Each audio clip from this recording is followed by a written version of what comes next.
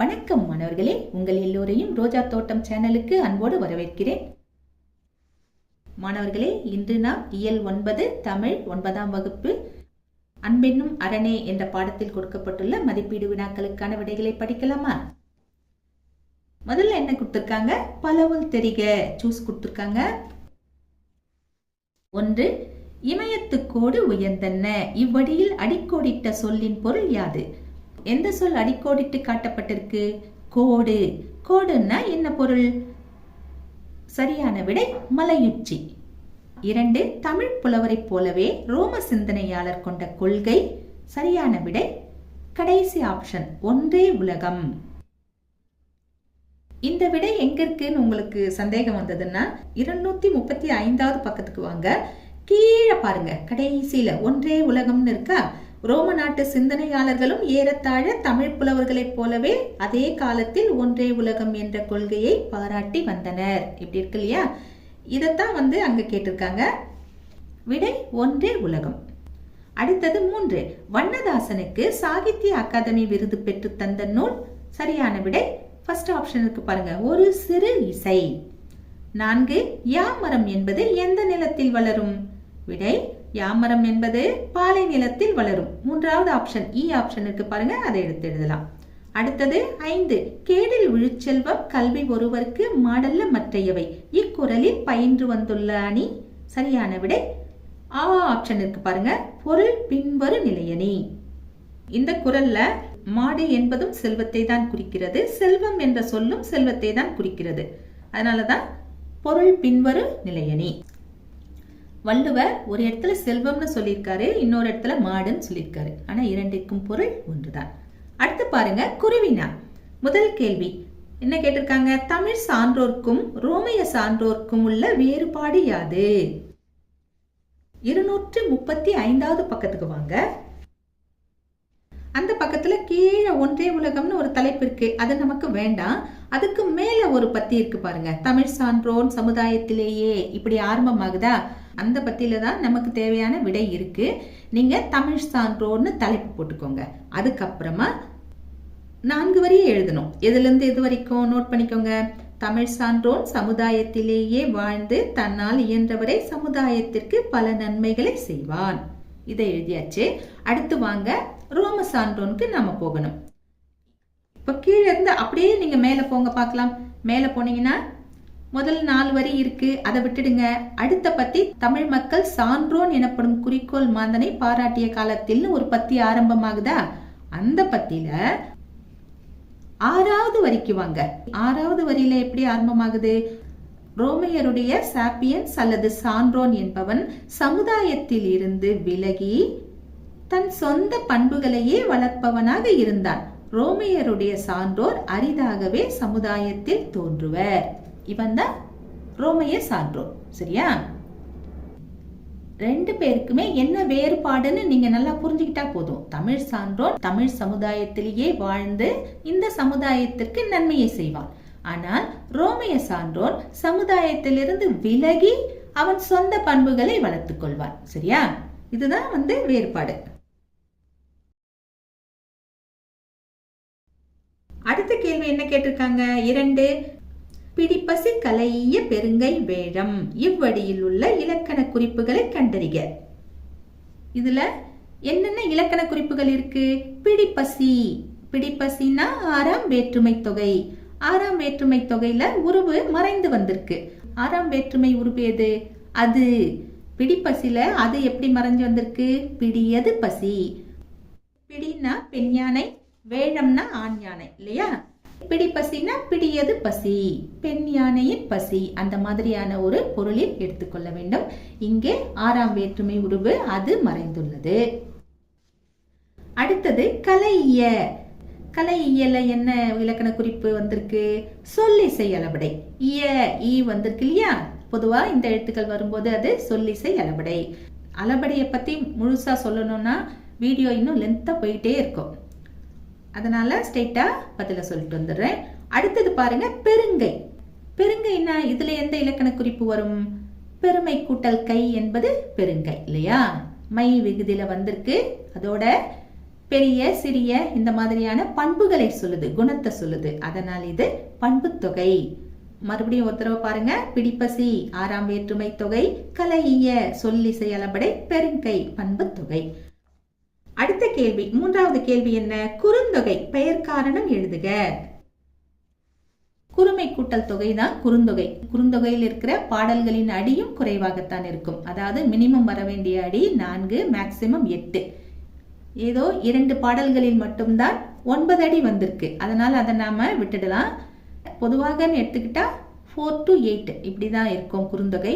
இந்த அளவுக்கு குறைந்த அடிகளை கொண்ட பாடல்கள் எட்டு தொகையில எதுவும் இல்லை. அதனாலதான் இதை நாம குறுந்தொகைன்னு சொல்றோம். இப்போ இதற்கான விடையை எப்படி எழுதுறதுன்னு பார்க்கலாம் வாங்க. குறுந்தொகை குறுமை கூட்டல் தொகை குறுந்தொகை. குறுமை என்ற சொல்லுக்கு குறைந்த என்ற பொருள் உண்டு. குறைந்த அடிகளால் பாடப்பட்ட பாடல்களின் தொகுப்பே குறுந்தொகை எனப்படும். இந்நூல் 4 அடி சிற்றல்லையும் 8 அடி பேரல்லையும் கொண்டது.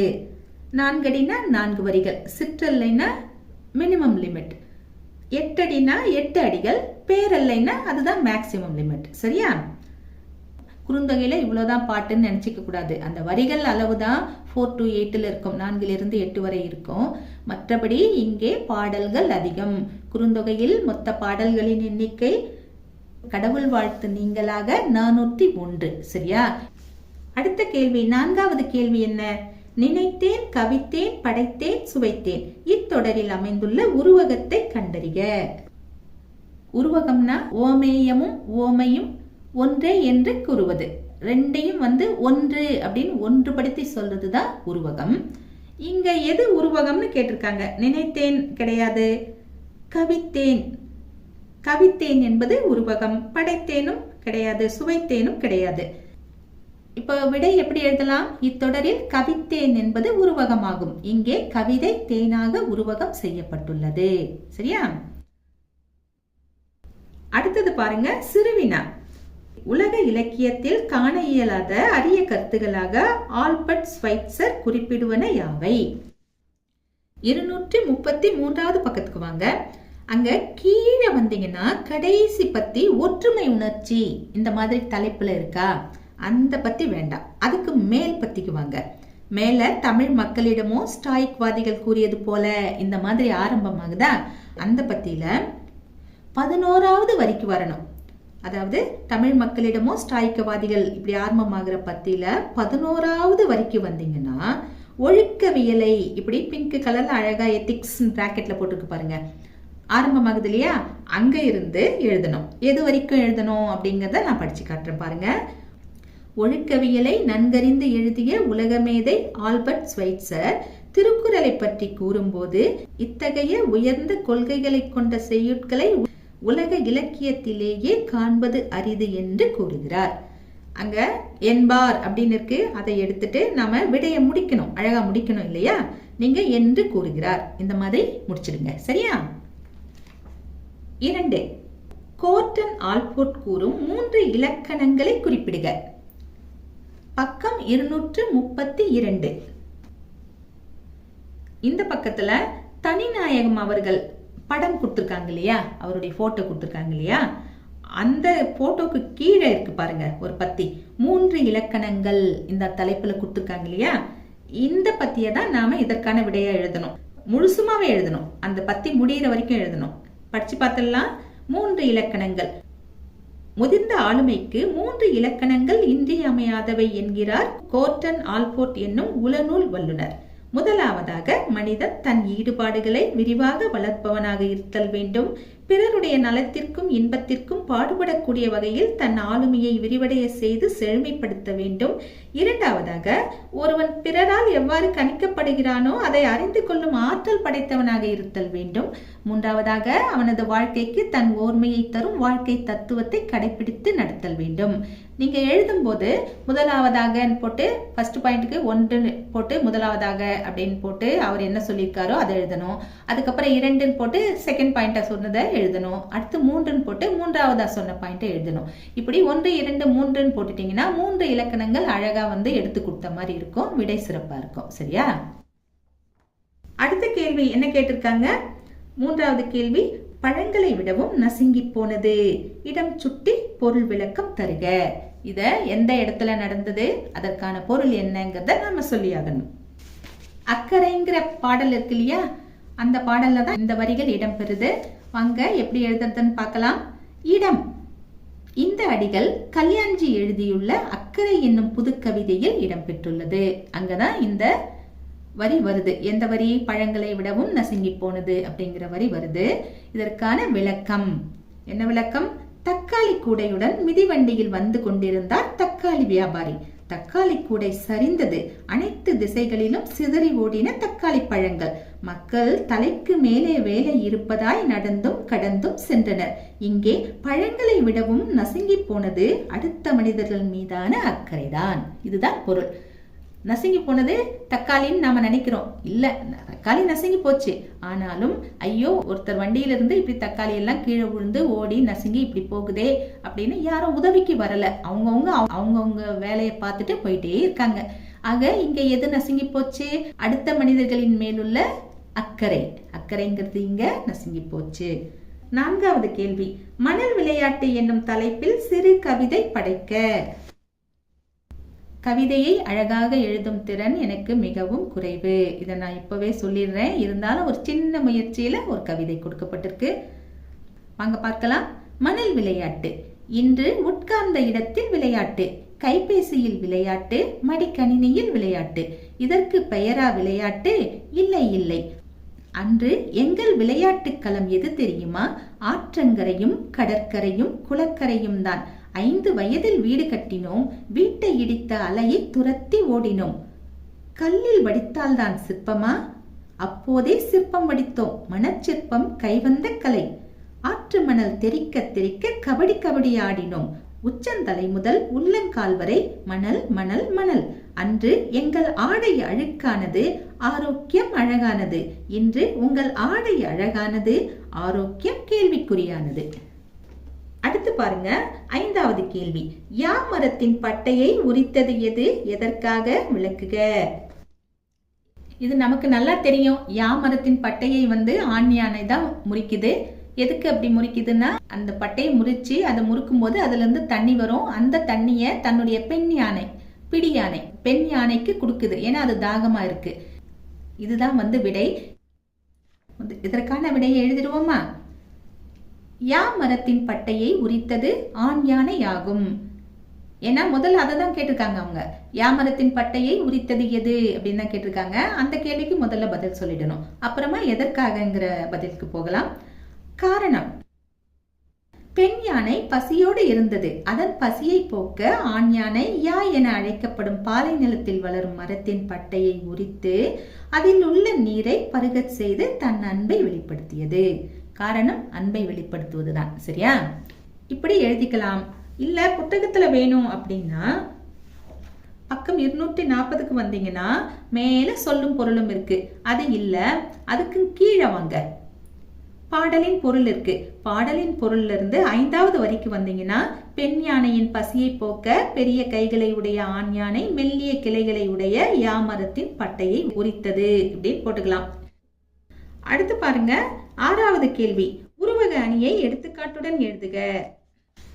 246வது பக்கத்துக்கு வாங்க.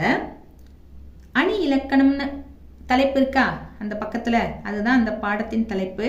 அதுக்கு கீழே அணி அழகு, இந்த மாதிரி ஒரு தலைப்பு, குட்டி தலைப்பு. அதுக்கு கீழே ஓமை அணின்னு ஒரு தலைப்பு. அதுக்கு கீழே வந்தீங்கன்னா உருவக அணின்னு ஒரு தலைப்பு இருக்கு பாருங்க. அந்த தலைப்பின் கீழே என்ன இருக்கு? கவிஞன் தான் ஒரு பொருளை சிறப்பிக்க எண்ணி அதற்கு ஓமையாகும் வேறொரு பொருளோடு ஒன்றுபடுத்தி கூறுவான். ஓமையின் தன்மையை பொருள் மேல் ஏற்றி கூறும் இத்தன்மையே உருவகம் என கூறப்படும். ஓமை ஓமேயம் என்னும் இரண்டும் ஒன்றே என்று தோன்ற கூறுவது உருவக அணி ஆகும். இப்படி எழுதிட்டு கீழே எடுத்துக்காட்டு கொடுத்திருக்காங்க இல்லையா? இன்சொல் விளைநிலமா ஈதலை வித்தாக வன் சொற்களை கட்டு வாய்மை எருவட்டி அன்பு நீர் பாய்ச்சி அறக்கதிரி என்றதோர் பைங்கூழ் சிறுகாலை செய். இந்த பாடலை எழுதிடலாம். மேல இருக்கு பாருங்க. இப்பாடலில் இன்சொல் நிலமாகவும் வன் சொல் கலையாகவும் வாய்மை எருவாகவும் அன்பு நீராகவும் அறம் கதிராகவும் உருவகப்படுத்தப்பட்டுள்ளன. இதுவரைக்கும் எழுதலாம். சரியா? அடுத்தது நெடுவினா. முதல் கேள்வி என்ன கேட்டிருக்காங்க? தமிழ் இலக்கியங்கள் காட்டும் சான்றாண்மை கருத்துக்களை தனிநாயக அடிகளாரின் வழி நிறுவுக. அவர் என்ன சொல்லியிருக்காரோ அதன்படி நம்மளுடைய விடை இருக்கணும். இதுல நிறைய பாயிண்ட்ஸ் தரப்பட்டிருக்கு.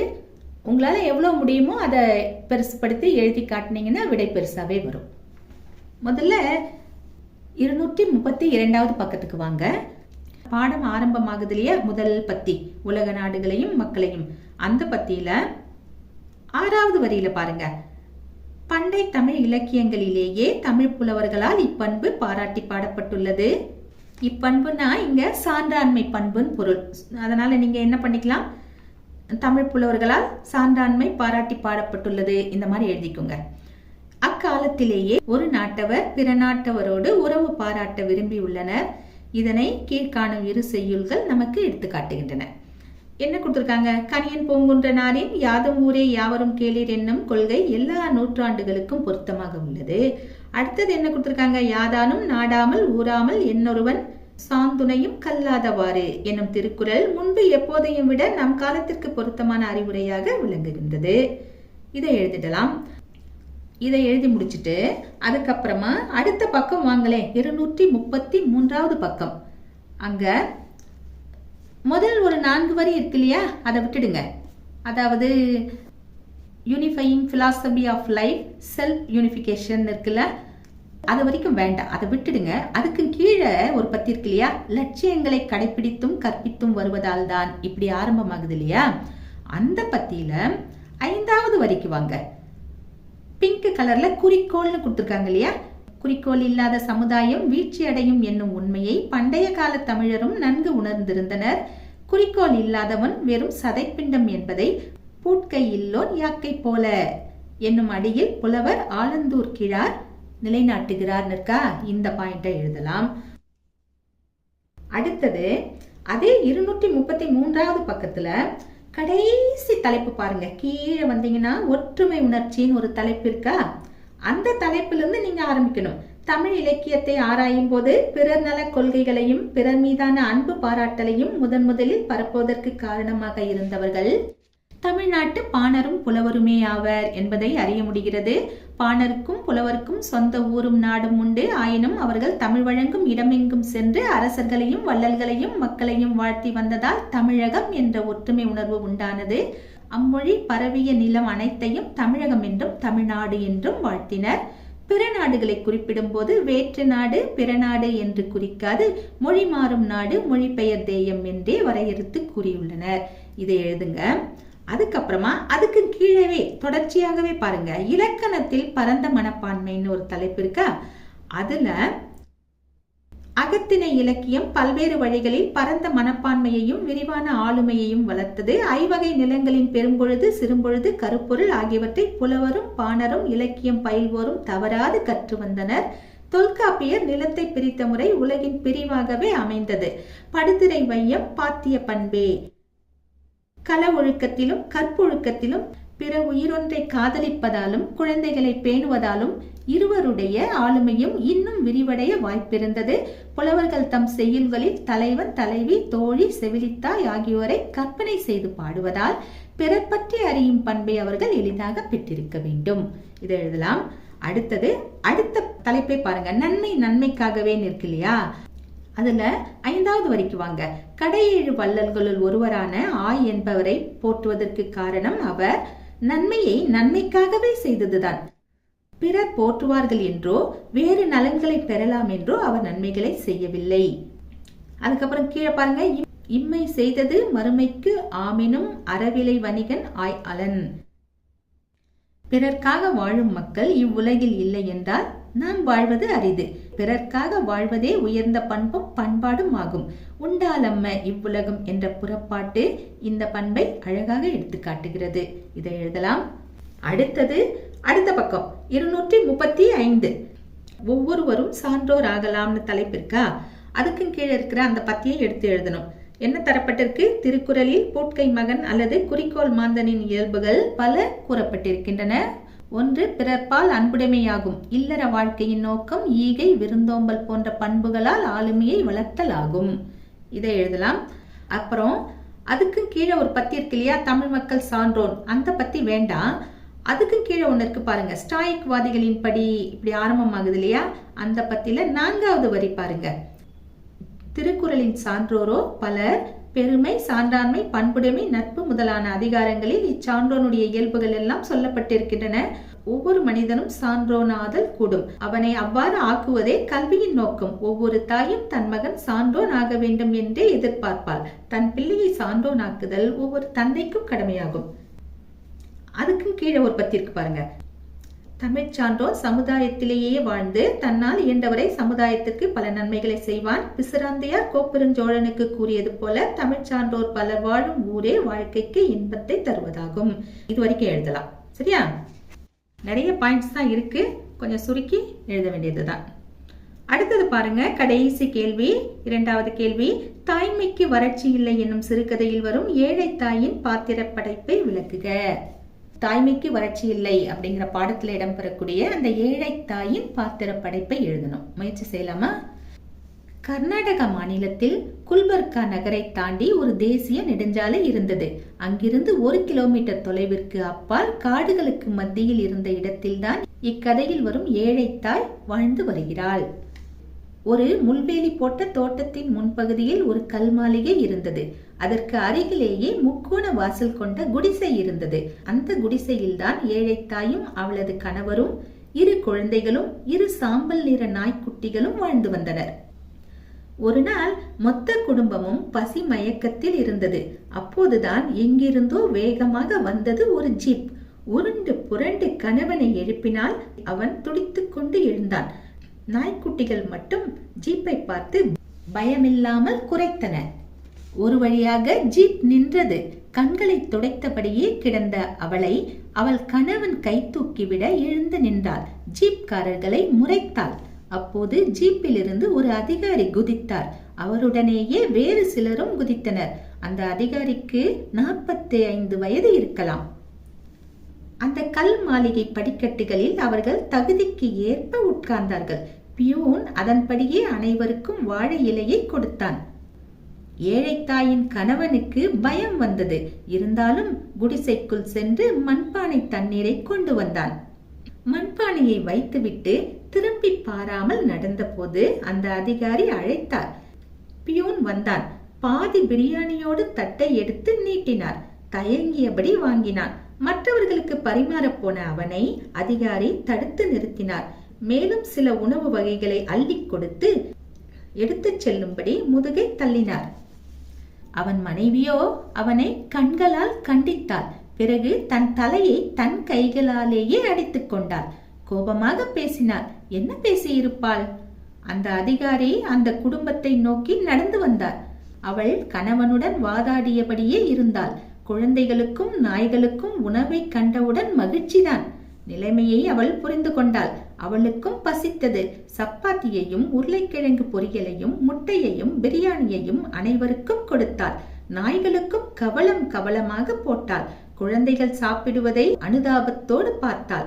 இப்பொழுது இப்படி ஆசையோடு சாப்பிடுகிறார்கள், இரவு சாப்பாட்டிற்கு என்ன செய்வார்கள் என்று கவலைப்பட்டாள். தானும் ஒரு கவலத்தை வாய்க்குள் திணித்தாள். உலர்ந்து போன வாயில் விக்கல் ஏற்பட்டது. பாதி வழி சென்ற அதிகாரி அந்த சத்தம் கேட்டு திரும்பி வந்தார். கையில் இருந்த தண்ணீரை கொடுத்தார். அவளுக்கு கூச்சமாக இருந்தது. தான் பேசும் தமிழ் மொழி அவளுக்கு புரியாது என தெரிந்தும் தழுதழுக்க பேசினார். உன்னை போல ஏழை தாய்க்கு பிறந்தவன்தான் நான். அந்த தாயை நினைத்துதான் கொடுக்கிறேன் என கூறினார். அவளுக்கு அந்த வார்த்தைகள் புரியவில்லை. ஆனால் அந்த வார்த்தைகளுக்குள் இருக்கும் மனிதநேயம் புரிந்தது. லேசாக சிரித்துவிட்டு சாப்பிடத் தொடங்கினாள். அந்த அதிகாரி அரைகுறை இந்தியில் அவள் கணவனோடு பேசினார். திராட்சை தோட்டம் கருகி போனதை பற்றி கேட்டார். எப்போதும் இல்லாத பஞ்சம் இப்போது வந்துள்ளது. மழை ஏமாற்றிவிட்டது. எஜமானரும் காலம் காலமாக தோட்டத்தை கவனித்த தனக்கு சம்பளம் கிடையாது, இருந்தால் இரு, இல்லை என்றால் எங்காவது பஞ்சம் பிழைக்க போ என்று கூறிவிட்டதாக கூறினான். கிராமத்து கூலியாளின் யதார்த்தமான பேச்சை கேட்டு மலைத்து போனார் அதிகாரி. அதிகாரியை நாய்க்குட்டிகள் சூழ்ந்தன. அவர் சாப்பிடுவதையே பார்த்தன. நாய்களுக்கு போடுவார், தானும் சாப்பிடுவார். நாய்களுக்கு போடுவார், தானும் சாப்பிடுவார். இதன்படியே போக ஒரு கட்டத்தில் உணவு கொஞ்சம்தான் இருந்தது.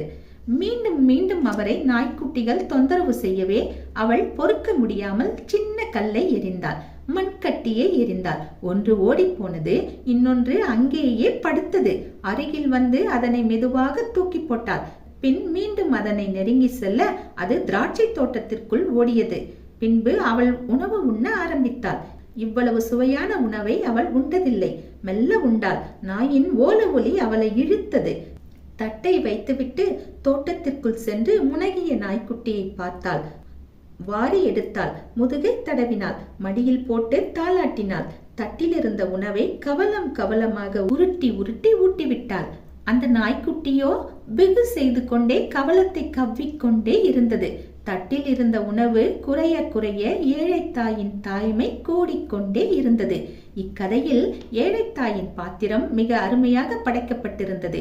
தாய்மை உணர்வு என்று வந்த பிறகு குழந்தையாயிருந்தால் என்ன, நாய்க்குட்டியாயிருந்தால் என்ன, எல்லாம் ஒன்றுதான்.